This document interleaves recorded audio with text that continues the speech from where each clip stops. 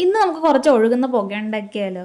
അപ്പോൾ അതെങ്ങനെ ഉണ്ടാക്കുന്നത് നോക്കാം. ഇത് സംഭവം വളരെ സിമ്പിളാണ്. ആദ്യം തന്നെ 2 ഗ്ലാസ് എടുക്കുക. 2 കുപ്പി ഗ്ലാസ് എടുക്കുന്നതായിരിക്കും നല്ലത്. സ്റ്റീൽ ഗ്ലാസ് ഒന്നും പറ്റത്തില്ല, കാരണം ഇത് കാണാനായിട്ട് നമുക്കൊരു ഭംഗിയാണെങ്കിൽ കുപ്പി ഗ്ലാസ് എടുക്കുന്നതായിരിക്കും നല്ലത്. പിന്നെ ഇതിനായിട്ട് തീപ്പെട്ടി വേണം, പിന്നെ ഒരു പേപ്പർ കഷ്ണം, അതായത് ഇത്രയും വലുപ്പത്തിലുള്ള ഒരു പേപ്പർ എടുക്കുന്നതായിരിക്കും നല്ലത്. അപ്പോൾ നേരെ നമുക്ക് പരീക്ഷണത്തിലേക്ക് പോകാം.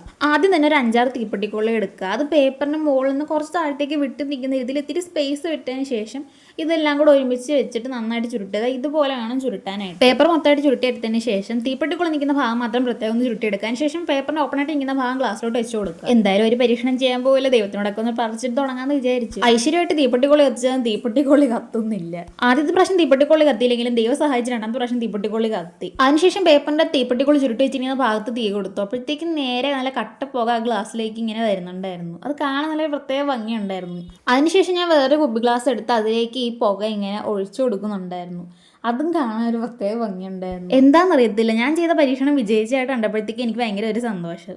പിന്നെ ഒരു കാര്യം, ഇത് ഫാൻ എന്നിടത്ത് റൂമിൽ നിന്ന് ചെയ്യുന്നതായിരിക്കും നല്ലത്, കാരണം കാറ്റ് കൊള്ളുമ്പോഴത്തേക്ക് ഇത് മൊത്തം പറന്നു പോകാനുള്ള ചാൻസ് ഉണ്ട്. അപ്പോൾ സംഭവം കൊള്ളാമല്ലേ? ഇത് കുറേ യൂട്യൂബേഴ്സ് ചെയ്യുന്നത് ഞാൻ യൂട്യൂബിൽ കണ്ടിട്ടുണ്ട്. അത് കണ്ട് ഇൻസ്പയർ ആയിട്ടാണ് ഞാനും ചെയ്തത്. ഇനി ഇതുപോലെയുള്ള ചെറിയ ചെറിയ എക്സ്പെരിമെന്റ് വീഡിയോ ആയിട്ട് വരാൻ നോക്കാം.